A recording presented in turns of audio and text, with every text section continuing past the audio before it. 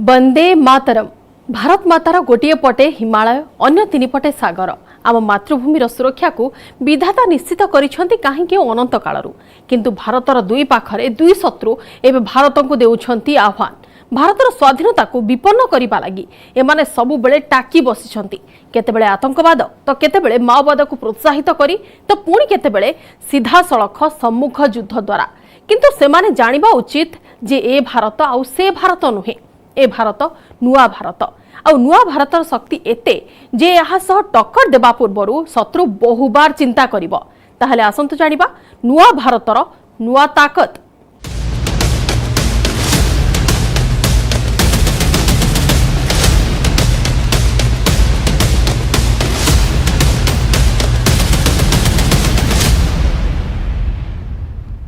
भारतर तीन पाखरे घेरी रही सागर। भारतर सुरक्षा निर्भर करे महासागर रे भारतर शक्ति उपरे, भारतीय नौसेनार शक्ति उपरे। भारत महासागर अथल पानी रे पूर्वरु पाकिस्तान को पानी दे सारिछि भारत, किंतु एबे भारत पई चिंतार कारण पालटिछि ड्रैगन चीन। तेबे चीन मध्य एठाको आसीबाको साहस करिबो नाही, कारण भारत महासागर रे भारत को चैलेंज देबा अर्थ निज मृत्यु को आमंत्रण करिबा। किपरि देखंतु।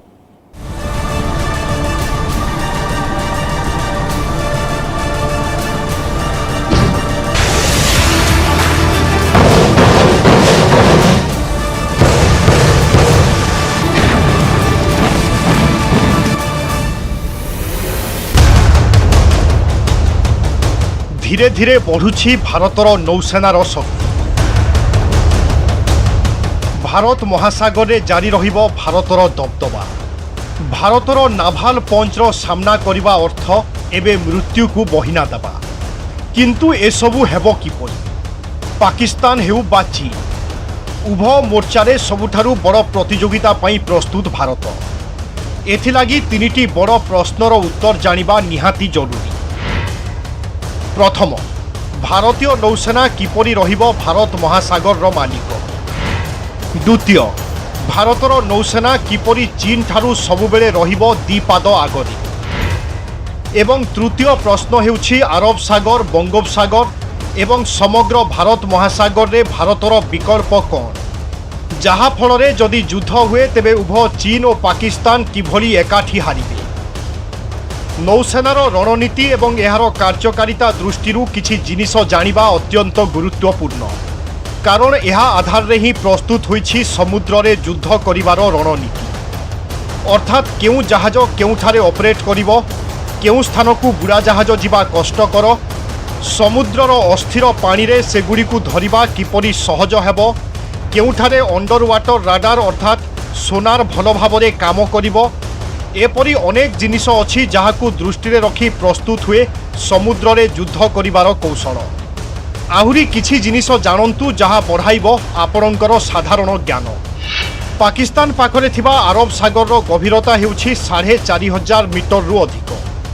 बंगोपसागर जेउठारे बारंबार देखा जाई थाए चीन रो जहाज, सेठाकार गभीरता 4600 मीटर रु अधिक। भारत महासागर रो एक बड़ अंचल रे गभीरता 7.5000 मीटर रु अधिक गभीरता, जेउठारे मालाका स्ट्रेट अर्थात सेही कॉरिडोर जेउ पटु युद्ध पई प्रवेश करिवो चीन नौसेना, सेठाकार गभीरता 200 मीटर पर्यंत, किंतु हाराहारी गभीरता मात्र 30 मीटर 15। चीन रो नौसेनार आकार बहुत बड़, किंतु एहाकू अमेरिका सहित मध्य प्रतिद्वंदिता करिबा पई पड़िबो। जापान को एवं ऑस्ट्रेलिया सहित मध्य प्रतिद्वंदिता करिबा पई पड़िबो। दक्षिण चीन सागर रे मध्य चीन रो मुकाबिला अनेक छोट छोट देश सहित। तेणु जदि एठारे युद्ध हुए तेबे चीन रो 350 जहाज मध्य कम पड़िजिबो। भारत एबे 7000 श्रेणीर युद्ध जहाज प्रस्तुत करुछि। एगुड़िक भारत रे ही निर्माण करा जाउछि। फायर पावर दृष्टि एसबू कौनसी अर्थरे विश्वर बड़ बड़ जहाज ठारू भी कम नुहंती। ब्रह्मोस भली सुपरसोनिक क्रूज मिसाइल एवं बाराक भली एयर डिफेंस सिस्टम थिबारु एगुड़िक पाल्टी थांती अति विपज्जनक वेपन पैकेज। भारत के पास अभी बहुत ही शानदार क्लास के डिस्ट्रॉयर हैं। एक है विशाखापट्टनम क्लास और दूसरा है कोलकाता क्लास का डिस्ट्रॉयर। दोनों ही करीब 7500 टन कैटेगरी के डिस्ट्रॉयर हैं। जिनकी फायर पावर बहुत ज्यादा है। ऐसे डिस्ट्रॉयर्स में 32 बराक मिसाइल हमेशा लोड रहती है, जबकि 16 ब्रह्मोस सुपरसोनिक क्रूज मिसाइल इन्हें बहुत ज्यादा खतरनाक बना देती है। ऐसे डिस्ट्रॉयर अकेले भी ऑपरेट करते हैं और ये कैरियर बैटल ग्रुप का भी हिस्सा होते हैं। इंडियन नेवी अब बड़े बड़े जंगी जहाजों से लैस हो रही है, जिसे असल मायने में भविष्य की तैयारी कहा जा रहा है। चीन नाभाल पावर केते पारंपरिक भावे सामुद्रिक युद्ध कौशल रे चीन दुर्बल, किंतु गत किछि वर्ष हेबो खास करी सी जिनपिंग क्षमता को आसीबा परे एई दुर्बलता को दूर करिबा लागि आरंभ होईछि सक्रिय उद्यम। एपरिक चीन निज नौसेना रे तृतीय कैरियर बैटल ग्रुप को भी शामिल करिछि। तेबे भारत महासागर भारतीय नौसेना को चैलेंज देबा ड्रैगन पाई बेस कठिन, कारण भारत पाखरे रहिछि ढेर अभिज्ञता आ भौगोलिक दृष्टि मध्य भारत रहिछि सुविधाजनक स्थिति रे।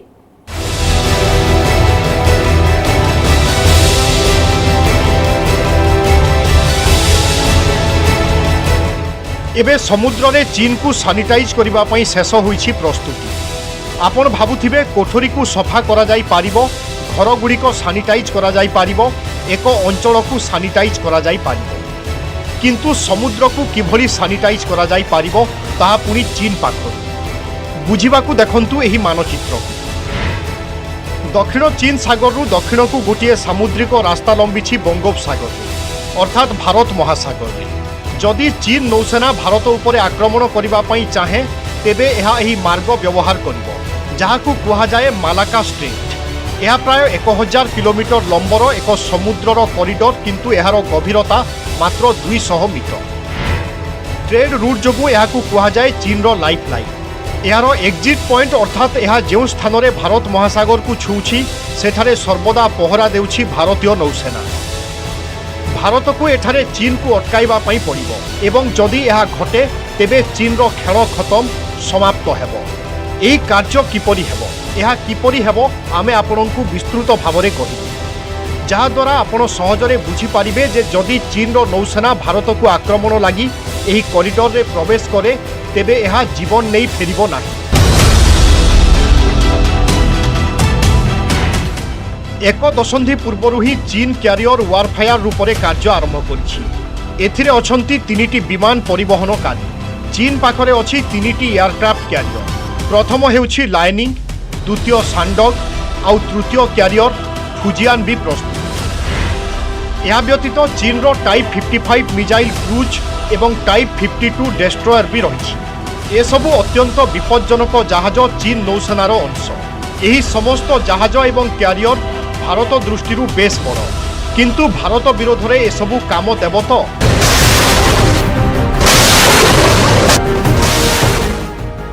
गत दशंधि एयरक्राफ्ट क्यारियर उपरे काम करने आरंभ करिछि चीन। तेणु चीन रो जहाज निर्माण गति एवं दक्षता बेस सुदृढ़ बोली कहा जाई पारिबो।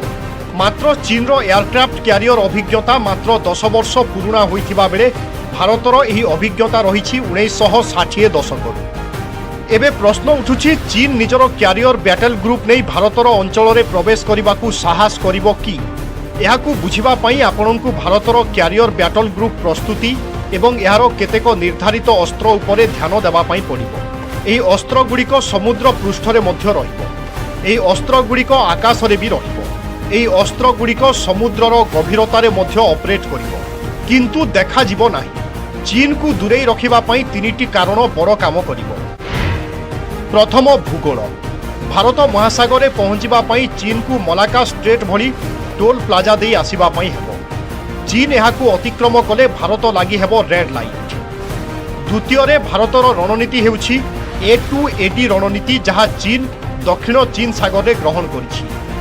भारत महासागर हेउछि भारतर अंचल एवं एठारे भारतीय नौसेनार परिसर बहुत बड़।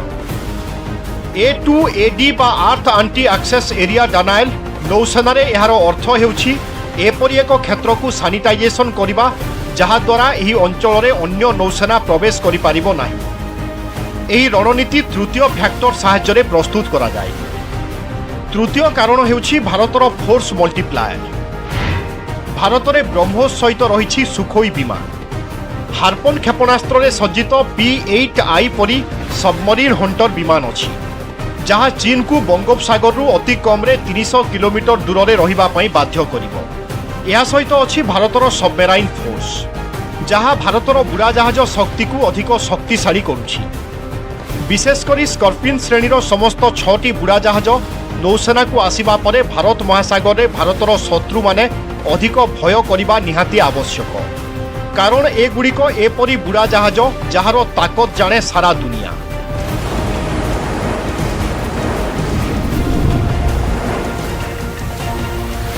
भारतीय नौसेना के पास अभी 17 पनडुब्बियां हैं जो कि एक्टिव है। पनडुब्बियां किसी भी नौसेना का सबसे खतरनाक हथियार होती हैं। भारत के पास जो पनडुब्बियां हैं उनमें सबसे खतरनाक आईएनएस अरिहंत है जो कि देश में बनी पहली परमाणु पनडुब्बी है। 2004 के बाद से भारत ने ऐसी 4 पनडुब्बियां बनानी शुरू की। अभी अरिहंत के साथ अरिघत नौसेना के पास है, जबकि 2 और परमाणु पनडुब्बियां भी जल्द शामिल की जाएंगी। वहीं भारत के पास रूस से ली गई अकुला क्लास की परमाणु पनडुब्बी है। इसके अलावा स्कॉर्पियन क्लास की 6 पनडुब्बियां भी भारत के पास हैं। रूस से 90 के दशक में खरीदी गई किलो क्लास की 7 सबमरीन्स भी हैं, जबकि भारतीय नौसेना जर्मनी से ली गई टाइप 209 क्लास की 4 पनडुब्बियां भी ऑपरेट कर रही है। ए सबुर मुकाबिला लगी चीन पाखरे अच्छी 60टी बुड़ा जहाज, से मध्यरु 10टी आणविक बुड़ा जहाज। चीन मध्य नूतन जहाज निर्माण करुछि, किंतु युद्ध उद्देश्य रे यह भारत महासागर में प्रवेश करबा पई चीन रो दम नाही। कारण यह पूर्व चीन अमेरिका एवं जापान सहित दक्षिण चीन सागर में मुहांमुही स्थिति रे अछि। जदि चीन युद्ध उद्देश्य नहीं भारत महासागर में प्रवेश करे तेबे भारतीय नौसेनार शक्ति एते जे यह समुद्र तल भागरे तैयारी करि पारिबो चीन जहाजर कवर। चीन नौसेनार कमांडर एक कथा भल भाव जानिछन। चीन नौसेना एवं गभीर समुद्र में पहरिबा शिखुछि। कारण प्रकृत में गत 20 वर्ष मध्य बढ़ी यार नौसेनार प्रकृत शक्ति। भारतीय नौसेना पाखरे एसबु आह्वान मध्य बड़ कथा हेउछि यह समुद्र में निजर कमांड को मजबूत करिछि। मालबार नहीं मिलान एवं इंद्र भली युद्धाभ्यास सहित भारत रूसिया अमेरिका एवं फ्रांस भली शक्ति को करिछि निजर साथी। एबे जापान एवं ऑस्ट्रेलिया भी भारत सहित करुछंती समराभ्यास। तेणु चीन हेउ कि पाकिस्तान भारत महासागर में भारतीय नौसेना को टक्कर देवा अर्थ आत्महत्या भली पदक्षेप। Bureau report news 18 Odia. केवल सागर नुहे आम आकाश भी सुरक्षित रहिबा दरकार। कारण वर्तमान जुग टेक्नोलोजी वारफेयर। तेणु आम आकाश केते सुरक्षित ताहा जानि नेबा छोट ब्रेक परे। हिमालय टपी जदि चीन आसिबाकू दुस्साहस करे तेबे ताकू जवाब देबो किए? थर मरुभूमि लंघिबा नहीं जदि पाकिस्तान पुणी थरे तार अतीतर भूल को दोहराए तेबे ताकू तुरंत मुकाबिला करिबो किए? केवल सेतिकी नुहे, आवश्यक पड़िले सीमा डेई शत्रुर घरे पशि ताकू तारी भाषा जवाब देबो किए? ए सबुर गोटिए भरोसायोग्य उत्तर ताहा हेउछि इंडियन एयरफोर्स। कारगिल हेउ बा 71 वार किंबा निकटरे होइथिबा बालाकोट एयर स्ट्राइक, निज दक्षतार प्रमाण करिथिबा भारतीय वायुसेना एबे होइछि अधिक उन्नत अधिक दक्ष।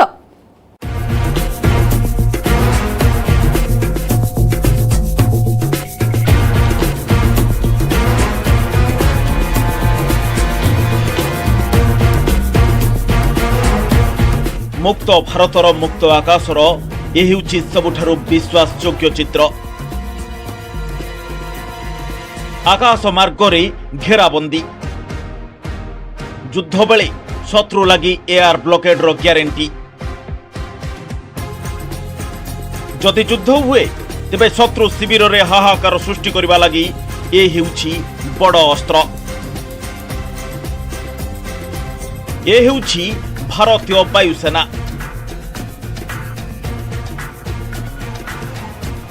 अग्निवर्षी जेट इंजिन टेकअप पई प्रस्तुत। यह हेउछि सेही शक्ति जहा आकाश को उठिबा मात्रे एक्टिव हो जाए शत्रुर राडार। दुनियार 4 नंबर वायुसेनार ताकत केते, लढ़िबार शैली कौन, शत्रु को डरइबार उपाय कौन? आज आम आपणको भारतीय वायुसेनार प्रत्येक दिग संपर्क में टेक्निक जणैबु।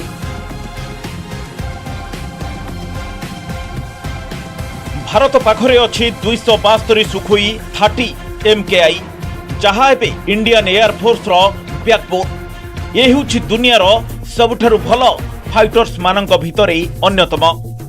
भारत पाखरे अछि 60टी MiG-29 अपग्रेड परे एगुड़िक स्पेशल ऑपरेशन लगी सर्वदा सजाग, सेमाने सर्वदा प्रस्तुत। डॉग फाइट अर्थात आकाश मार्ग युद्ध एमानंकर तुलना नहीं। भारत पाखरे अछि एयरफोर्स रो मिस्टर डिपेंडेबल मिराज 2000। एपरि 49टी विमान अछि वायुसेना रे। मिराज 2000 को दुनिया बालाकोट रो हीरो भावे जाने। भारत पाखरे रहिछि प्राय 100टी जागुआर बम्बर। मात्र 10 मीटर उच्चतार उड़ी एगुड़िक शत्रुर गड़ भितरे बेस भीतर को पशि आक्रमण करि पारंती। भारत रे एबे भी रहिछि प्राय 75टी MiG-21। तेबे एहाको शीघ्र हटेइबा लागि चलीछि प्रस्तुति। तथापि एगुड़िक एबे भी संभाली छंती आमर फ्रंटलाइन एयरबेस। भारत रे अछि 40टी तेजस फाइटर। ए होछि एक स्वदेशी निर्मित फाइटर जेट। एबे ई फाइटर रो चाहिदा सारा विश्व रे। ए सब परे सबुठारु आधुनिक और शक्तिशाली होछि राफेल, जहार 2टी स्क्वाड्रन अर्थात 36टी विमान जोगो देइचंती भारतीय वायुसेना रे।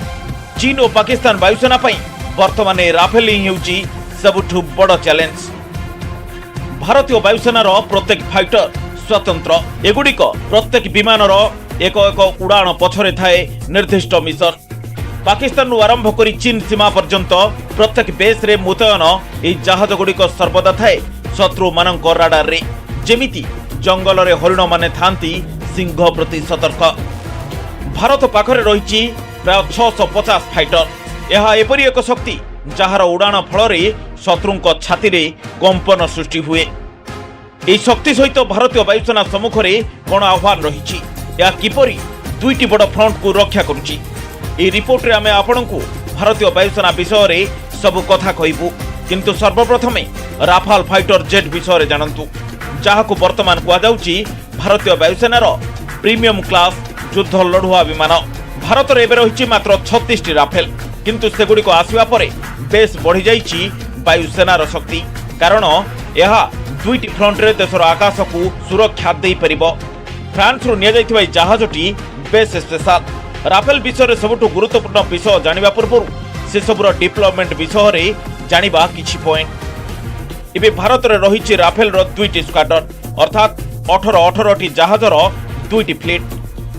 गोटिए स्क्वाड्रन रहिछि हरियाणा रो अंबाला रे। द्वितीय स्क्वाड्रन रहिछि 1500 किलोमीटर दूर पश्चिम बंगर हासीमारा एयरबेस रे। एई 2टी एयरबेस रे राफेल नियोजन रो अर्थ हेउछि जदि शत्रु विमान चीन एवं पाकिस्तान कोनोसी भी पटु अनुप्रवेश करती तेबे सेमाने बंची फेरी परिबेनी। अंबाला और हासीमारा रे राफेल रो उपस्थिति उत्तर भारत रो आकाश को अधिक सुरक्षित करिथाय। ता सहित उत्तर पूर्व रे चीन खराब नजर मध्य हिसाब रखिथाय। वर्तमान राफेल युद्ध विमान पलटिछि दुनियार अनेक वायुसेनार प्रथम पसंद। यह चीन और पाकिस्तान रो जे कोनसी फाइटर जेट अपेक्षा बेस आधुनिक। ई 4.5 generation row A fighter jet France रो सबुठारु आधुनिक जहाज। एथिरे रहिछि AESA राडार।